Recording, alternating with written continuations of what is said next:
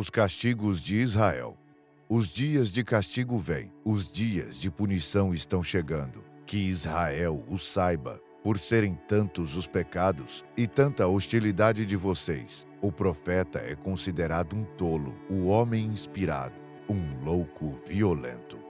Palavras marcantes que ressoam através dos tempos, tiradas diretamente do versículo 7, capítulo 9 do livro de Oséias. Um texto que nos conduz por um caminho de reflexão e compreensão sobre as ações e as consequências que delas emanam. Sejam todos muito bem-vindos a mais uma jornada pelo fascinante mundo da Bíblia Sagrada, aqui no nosso canal. Hoje temos um tema especialmente tocante e profundo: os castigos de Israel. Um episódio que nos convida a mergulhar nas páginas da história e da espiritualidade para extrair lições que ultrapassam as barreiras do tempo. Não se esqueçam de se inscrever e dar o seu like no vídeo, pois isso ajuda imensamente na continuação do nosso trabalho. Antes de nos aprofundarmos no tema principal, permitam-me apresentar-lhes Oséias, esse personagem bíblico cuja vida e obra são um espelho das complexas relações entre Deus e o seu povo. Oséias, um profeta que viveu um dos períodos mais agitados da história de Israel, recebeu de Deus uma missão que, à primeira vista, poderia parecer incomum: casar-se com uma mulher de reputação duvidosa, Gomer, como um ato profético para ilustrar a infidelidade de Israel para com Deus. A vida conjugal de Oséias e Gomer transbordou em simbolismo, retratando o amor persistente de Deus, apesar da constante traição por parte do povo escolhido. É uma narrativa que oscila entre a dor da traição e a beleza do amor incondicional, oferecendo-nos uma visão única sobre a natureza de Deus e a complexidade das relações humanas com o divino. No coração deste trama está o livro de Oséias, uma peça literária fascinante, nascida em meio à turbulência que se seguiu aos reinados gloriosos de Davi e Salomão. Este livro é um mosaico de emoções, onde cada palavra, cada frase, transmite os sentimentos mais profundos de um Deus que lamenta a infidelidade de Israel, mas ainda assim anseia por seu retorno. E é neste contexto que nos deparamos com o livro de Oséias, que nos confronta com a realidade crua e inescapável do castigo divino. Mas o que exatamente conduziu a esse momento de repreensão severa? Qual foi o estopim para que tais advertências fossem proferidas? Após a época de ouro vivida sob o comando de Davi e Salomão, Israel encontrou-se em uma encruzilhada de caminhos. A nação, antes unida, dividiu-se em dois reinos: o reino do norte, chamado Israel, e o reino do sul, conhecido como Judá. Mas essa divisão territorial foi apenas o início de uma série de decisões desastrosas que afastaram o povo dos caminhos de Deus. Os israelitas, seduzidos pelo brilho enganoso de deuses estrangeiros e práticas idólatras, abandonaram os ensinamentos e os mandamentos que lhes foram confiados desde os tempos de Moisés. Foi como se, de repente, a memória de sua aliança com Deus tivesse se desvanecido, dando lugar a um turbilhão de infidelidades e rebeliões. Neste cenário de declínio espiritual, figuras como Oséias emergiram como faróis de esperança, portadores de mensagens divinas que buscavam reacender o compromisso de Israel com seu Criador. No entanto, essas advertências, esses apelos ao arrependimento, muitas vezes caíram em ouvidos surdos, corações endurecidos pela desobediência e pela insensibilidade. É neste contexto que os capítulos do livro de Oséias ganham vida, pintando um quadro sombrio e intransigente das consequências da rebeldia de Israel. O capítulo não apenas fala, ele grita sobre a inevitabilidade do castigo diante da contínua infidelidade. Como uma tempestade que se anuncia no horizonte, o castigo divino é apresentado não como um ato de vingança, mas como a dolorosa consequência das ações do seu povo. Mas, por mais sombrias que sejam essas descrições, elas carregam em si um propósito maior do que o próprio castigo. Elas são um chamado ao despertar, uma oportunidade para reflexão e mudança.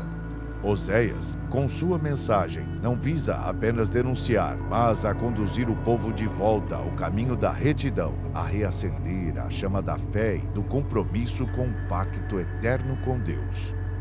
A história de Israel após o reinado de Davi e Salomão é marcada por essa tensão constante entre a fidelidade e a infidelidade, entre a bênção e o castigo. A divisão do reino não foi apenas um evento político, foi um reflexo da divisão espiritual que afligia o coração da nação. E em meio a essa turbulência, o povo escolheu, vez após outra, afastar-se dos caminhos do Senhor, atraídos pelas promessas vazias de deuses que não podem salvar. Os profetas, entre os quais Oséias se destaca, surgiram clamando por um retorno à fidelidade. Eles enfrentaram a incredulidade, a hostilidade e, muitas vezes, o martírio, tudo em nome de uma missão divina que buscava restaurar a relação quebrada entre Deus e seu povo. A mensagem de Oséias fala de dor, de perda, de exílio, mas, crucialmente, também fala de esperança. Mesmo nos momentos mais sombrios, a possibilidade de redenção permanece. A verdadeira beleza desse texto bíblico está em sua capacidade de nos fazer entender que, por mais distantes que possamos nos encontrar, a estrada para casa está sempre aberta, aguardando nosso retorno. Em cada verso de reprimenda, há um subtexto de amor. Em cada previsão de desastre, há uma semente de esperança. Oséias nos lembra que o castigo, por mais severo que seja, é também um chamado ao arrependimento. É uma demonstração poderosa de que, mesmo na disciplina, o objetivo de Deus é sempre a redenção. Vamos explorar juntos quais são os principais castigos impostos por Deus a Israel. Convido todos vocês a curtir o vídeo e a compartilhá-lo com seus amigos e familiares. Castigo 1. O primeiro castigo mencionado no livro de Oséias, especificamente no capítulo 2, nos versículos de 8 a 9, destaca uma punição profundamente simbólica e material que toca a essência da relação entre Deus e Israel. Este castigo é a perda da prosperidade, que foi providenciada por Deus, mas utilizada pelo povo de Israel de maneira imprópria, em adoração a ídolos e práticas idolátricas, especialmente a adoração a Baal. A prosperidade de Israel, descrita em termos de grão, vinho novo, azeite, prata e ouro, é retratada não apenas como bênçãos divinas, mas também como testemunhos do relacionamento pactuado entre Deus e seu povo. Essas bênçãos eram sinais tangíveis da presença e provisão de Deus. No entanto, ao invés de reconhecerem a fonte dessas bênçãos e se voltarem em gratidão e adoração ao Senhor, os israelitas desviaram esses dons para o culto de ídolos, particularmente o culto a Baal, um deus cananeu frequentemente associado à fertilidade e às tempestades. A resposta divina a essa traição foi retirar as mesmas bênçãos que haviam sido pervertidas. Deus prometeu recuperar o grão, o vinho e o azeite no seu devido tempo, bem como a lã e o linho, que eram usados para cobrir a nudez física do povo, mas que simbolicamente também apontavam para a exposição de sua vergonha espiritual diante de suas práticas idolátricas. Este castigo carrega profundas implicações, tanto espirituais quanto materiais. No aspecto material, a retirada de recursos essenciais como grão e vinho implicaria em fome e perda de sustento, um golpe direto na sobrevivência e bem-estar do povo. A remoção da lã e do linho, por outro lado, simboliza uma vulnerabilidade e desproteção, deixando o povo exposto aos elementos e à vergonha. Espiritualmente, este castigo serve como um espelho da infidelidade de Israel, refletindo a gravidade de suas ações ao perverter as bênçãos de Deus em instrumentos de idolatria. Ao retirar essas bênçãos, Deus não apenas punia Israel, mas também buscava despertar o povo para a consciência de seu pecado, levando-o ao arrependimento. Essa ação divina revela a natureza sagrada da relação entre Deus e Israel, uma relação que exigia fidelidade e reconhecimento da soberania de Deus. O castigo da perda da prosperidade, então, é uma manifestação do amor disciplinar de Deus. Por mais paradoxal que possa parecer, através dessa privação, Deus visa restaurar a relação corrompida, chamando Israel de volta a si mesmo. Esse episódio sublinha a seriedade com que Deus encara a idolatria e o desvio de seus mandamentos, bem como seu desejo incessante pelo retorno genuíno de seu povo.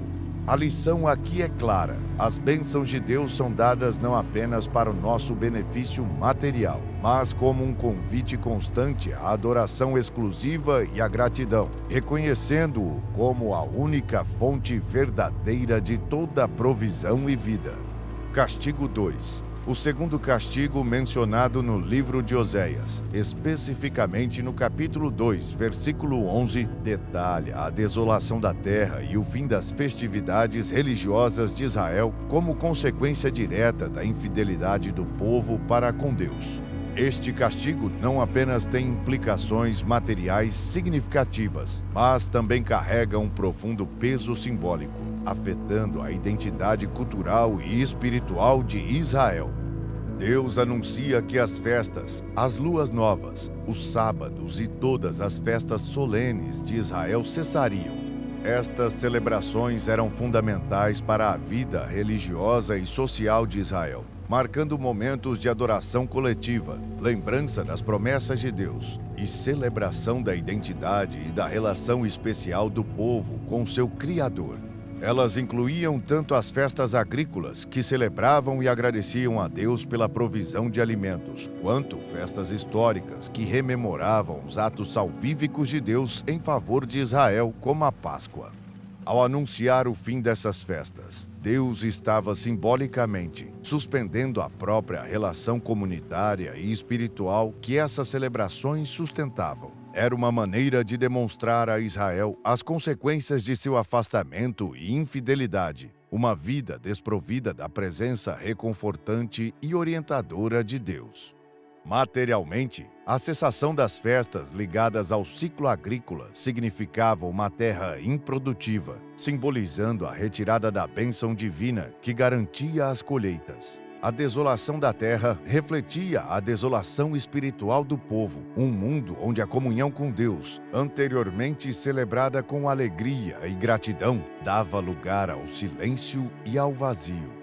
Espiritualmente, o impacto era ainda mais profundo. As festas eram tempos designados por Deus para a renovação da aliança, do compromisso mútuo entre Ele e Israel. Eram oportunidades para o povo se arrepender de seus pecados, realinhar-se com os mandamentos divinos e reafirmar sua identidade como povo escolhido de Deus. Ao remover esses momentos de celebração, Deus estava destacando a ruptura dessa relação, um castigo que refletia a gravidade da traição de Israel. Este castigo revela a importância da reciprocidade na relação entre Deus e Israel. As festas não eram apenas cerimônias religiosas, eram expressões vivas da aliança entre Deus e seu povo, momentos de encontro e reafirmação da fé. Ao cessá-las, Deus buscava despertar em Israel a consciência de sua infidelidade e a urgência do arrependimento. O fim das festas e a desolação da terra serviam como um espelho, refletindo o estado espiritual desolado de Israel. No entanto, mesmo nesse ato de disciplina, reside a esperança do retorno à fidelidade. Deus, em sua misericórdia, desejava que a perda desses tempos sagrados motivasse Israel a buscar novamente sua face, a fim de restaurar a plenitude da relação que havia sido quebrada pela idolatria e pelo pecado.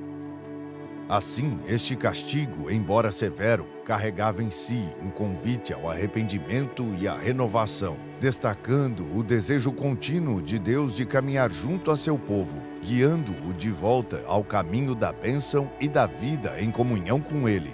Castigo 3. O terceiro castigo detalhado no livro de Oséias, encontrado no capítulo 8, nos versículos de 5 a 6, aborda a destruição de ídolos e altares que Israel havia erigido em adoração a deuses estrangeiros, destacando-se o bezerro de Samaria. Este castigo tem um forte significado, tanto no contexto histórico de Israel, quanto em suas implicações espirituais mais amplas. Aqui, o foco divino na eliminação desses ídolos não é apenas um ato de repreensão, mas também um chamado à restauração da fé pura e da adoração exclusiva ao Senhor. Nestes versículos, a ira de Deus se volta contra os ídolos que Israel adorava, especificamente o bezerro de Samaria, uma referência ao ídolo instalado por Jeroboão I no norte para evitar que o povo fosse a Jerusalém adorar. Deus promete destruí-los, transformando-os em cacos de barro, uma metáfora poderosa para a completa aniquilação de sua influência e presença. Esta ação simboliza a rejeição divina da idolatria, vista como uma traição à relação exclusiva estabelecida entre Deus e Israel. Materialmente, a destruição dos ídolos e altares representava a eliminação física dos centros de adoração idólatra que haviam proliferado em Israel. Esses locais não eram apenas pontos de reunião para práticas religiosas desviadas, mas também simbolizavam a corrupção e a decadência moral que haviam se infiltrado na sociedade israelita. A remoção desses ídolos era uma tentativa de purificar a terra das influências pagãs e restaurar a santidade exigida pelo Deus de Israel. Espiritualmente, este castigo reflete a profunda tristeza de Deus diante da infidelidade de seu povo. A idolatria não era apenas uma ofensa religiosa, era uma violação da relação de aliança, uma negação do amor, da proteção e da provisão que Deus havia oferecido a Israel. Ao destruir os ídolos, Deus buscava romper o poder que essas falsas divindades exerciam sobre o povo, chamando Israel de volta a uma adoração genuína e centrada no único Deus verdadeiro. A destruição dos ídolos e altares por Deus vai além de um mero ato de punição. É um gesto profundamente redentor. Ao remover esses símbolos de infidelidade, Deus estava pavimentando o caminho para a restauração de uma relação correta entre Ele e Israel. Era um convite para que o povo abandonasse suas práticas idólatras e retornasse ao abrigo da adoração exclusiva a Deus, reafirmando os laços da aliança que haviam sido rompidos. Este castigo serve como um lembrete do zelo de Deus por seu povo e da seriedade com que ele vê a idolatria. Reflete o coração de um Deus que, apesar da dor da traição, permanece comprometido com a recuperação e a redenção de Israel. A destruição dos ídolos e altares não é o fim da história, é na verdade um passo em direção à renovação e ao abastecimento da verdadeira adoração, fundamentada na relação singular e inabalável entre Deus e seu povo. Castigo 4. O quarto castigo, narrado no capítulo 9, versículo 3 e capítulo 9, versículo 17 de Oséias, trata do exílio e dispersão de Israel, uma das punições mais devastadoras que o povo enfrentou como consequência de suas contínuas transgressões e idolatria. Este castigo não apenas significou uma perda material e física para o povo de Israel, mas também representou uma profunda crise espiritual e identitária, afetando o núcleo da sua existência como nação eleita por Deus. Nos versículos mencionados, Deus declara que Israel não permanecerá na terra dada por ele, mas, ao contrário, voltará ao Egito e na Assíria comeriam alimentos impuros. Além disso, é afirmado que Deus dispersaria Israel entre as nações devido à sua obstinação em seguir práticas idólatras. O retorno ao Egito, simbolicamente e literalmente, sugere uma regressão ao estado de opressão e escravidão do qual Deus havia libertado seus antepassados. Comer alimentos impuros na Assíria reflete a perda da identidade e santidade, obrigando-os a viver contra as leis que os definiam como povo separado para Deus. Materialmente, o exílio e a dispersão implicaram a perda da terra prometida, um espaço que não era apenas um lar físico, mas também o cenário onde se desdobrava a relação especial entre Deus e Israel. Essa terra era um sinal visível da aliança e das promessas divinas. Perder esse território significava perder o centro de sua fé e prática religiosa, além da segurança e prosperidade que Deus havia prometido. Espiritualmente, o exílio rompeu o povo de seu contexto litúrgico e cultural, dispersando-os entre nações com culturas e religiões estranhas. Isso não apenas desafiou a identidade e coesão de Israel como comunidade de fé, mas também colocou em risco a transmissão de suas tradições religiosas. A dispersão entre as nações poderia levar à assimilação e à perda de identidade hebraica, um risco que ameaçava a própria existência de Israel como povo escolhido por Deus. O exílio e a dispersão de Israel foram, portanto, castigos que atingiram todas as esferas de vida israelita, do material ao espiritual, do individual ao coletivo. Estas punições não foram meros acontecimentos históricos, foram manifestações tangíveis da ruptura na relação entre Deus e seu povo, uma consequência direta da contínua recusa de Israel em se arrepender e retornar aos caminhos do Senhor. No entanto, mesmo neste momento de profunda aflição, a esperança e a possibilidade de restauração não foram completamente eliminadas. O exílio serviu não apenas como castigo, mas também como um período de purificação e reflexão, uma oportunidade para que Israel reconhecesse seus erros e retornasse a Deus com um coração arrependido. Através do profeta Oséias, Deus continua a chamar seu povo à conversão, prometendo cura e restauração para aqueles que se voltarem para ele, reafirmando seu amor eterno e sua disposição para perdoar e restaurar a relação quebrada. Castigo 5. O quinto castigo descrito no livro de Oséias, particularmente no capítulo 9, versículos de 11 a 14, trata do fim trágico da prole de Israel, um castigo que toca profundamente o futuro da nação e sua continuidade como povo escolhido. Este castigo revela uma das consequências mais dolorosas da infidelidade de Israel, a perda de seus filhos, tanto literal quanto metaforicamente, refletindo a gravidade do afastamento do povo dos caminhos de Deus. Nestes versículos, é profetizado que a glória de Israel, seus filhos, voaria embora como um pássaro. Não haveria mais nascimento, gravidez ou concepção.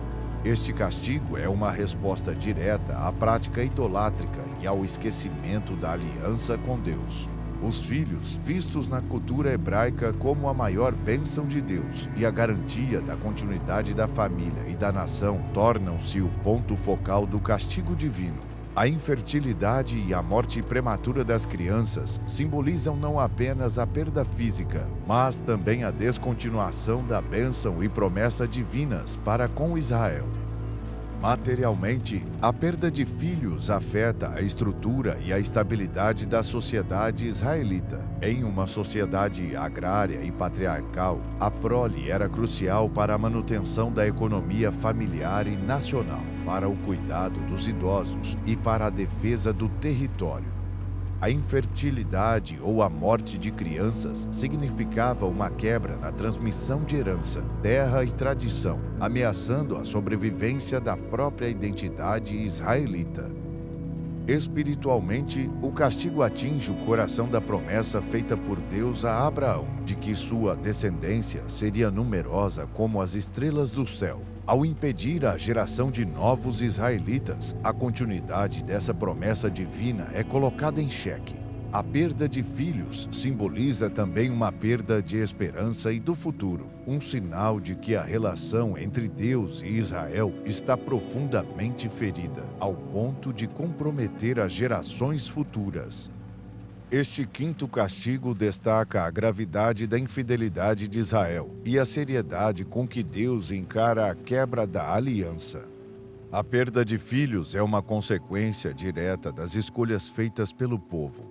Uma dolorosa lembrança de que as ações presentes têm impactos profundos e duradouros, afetando não apenas a geração atual, mas também as futuras.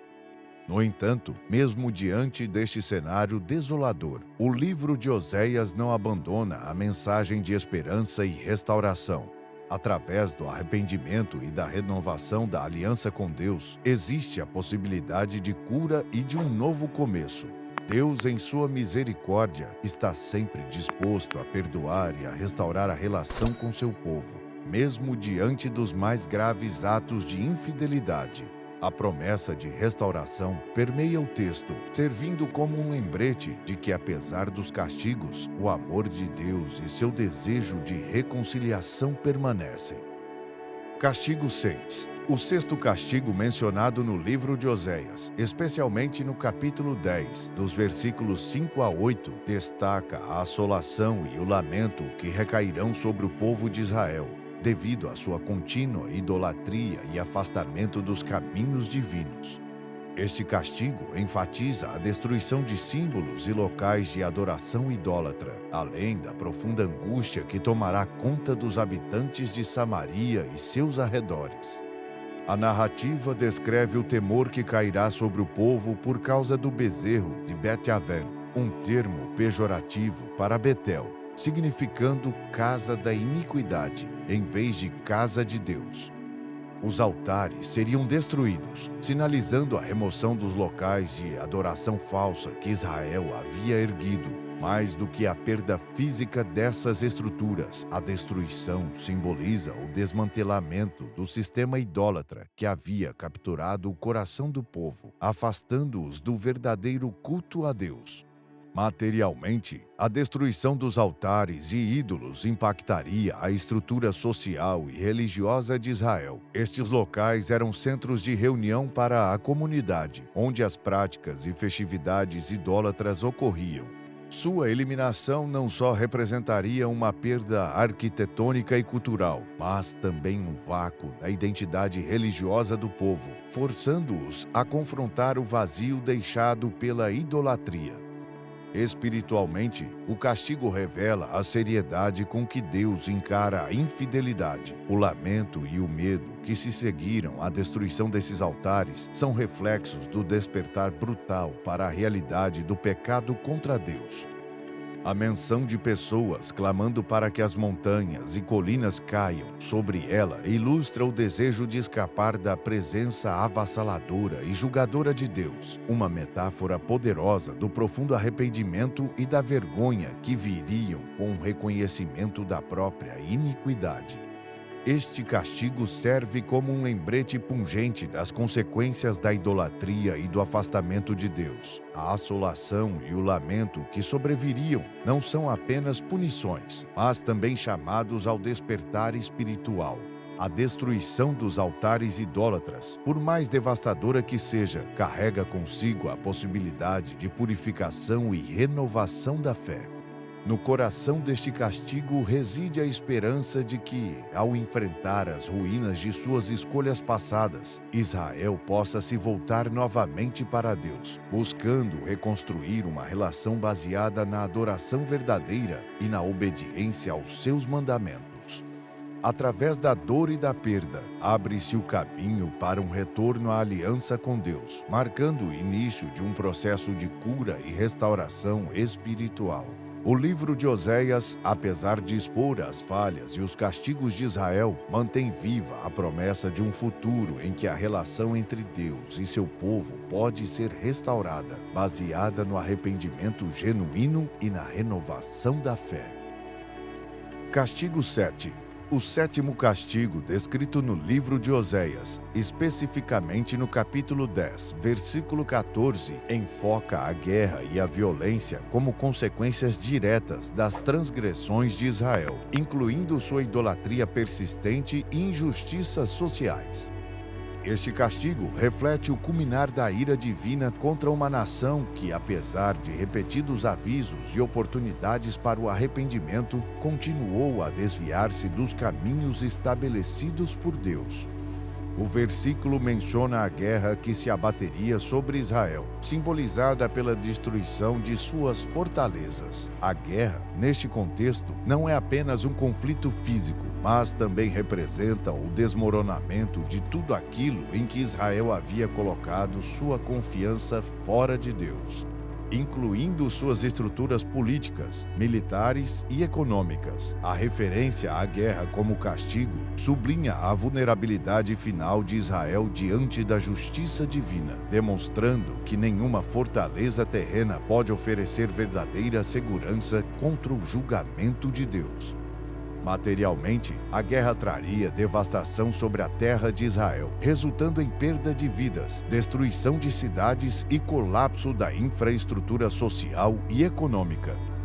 Tal devastação seria um golpe direto à estabilidade e prosperidade que Israel havia experimentado, um lembrete doloroso de que a segurança e o bem-estar verdadeiros só podem ser encontrados na obediência a Deus. Espiritualmente, este castigo reflete a quebra profunda na relação entre Deus e seu povo. A guerra, como instrumento de juízo divino, é uma manifestação do afastamento de Israel das bênçãos prometidas por Deus. Ela serve como um alerta severo não apenas para Israel, mas para todas as gerações, sobre as consequências da desobediência e da rebeldia contra Deus. A violência e o caos que acompanham a guerra são também um reflexo do caos espiritual interno que a idolatria e a injustiça geram no coração de um povo. O sétimo castigo, portanto, não é apenas um evento histórico específico, mas um símbolo poderoso do custo da infidelidade a Deus. A guerra revela a insustentabilidade de qualquer sociedade que constrói suas fundações sobre princípios contrários ao de Deus. No entanto, mesmo diante dessa realidade sombria, a mensagem de Oséias não é desprovida de esperança. Através do caos e da destruição, Deus continua a chamar seu povo ao arrependimento, oferecendo a possibilidade de restauração e renovação. A severidade dos castigos refletidos no livro de Oséias visa despertar Israel para a seriedade de seus pecados, encorajando uma volta sincera para Deus. Este retorno, fundamentado no arrependimento genuíno e na busca pela justiça, abre o caminho para a reconciliação com Deus e a restauração das bênçãos prometidas, marcando um novo começo para um povo que reconhece sua dependência total do Senhor. E com essa mensagem de esperança e renovação, encerramos nossa reflexão de hoje. Que as lições do livro de Oséias inspirem em nós um desejo ardente de viver em harmonia com os preceitos divinos, recordando sempre que, mesmo diante do castigo, a graça de Deus nos convida ao retorno ao perdão. Se inscreva em nosso canal e até o próximo vídeo.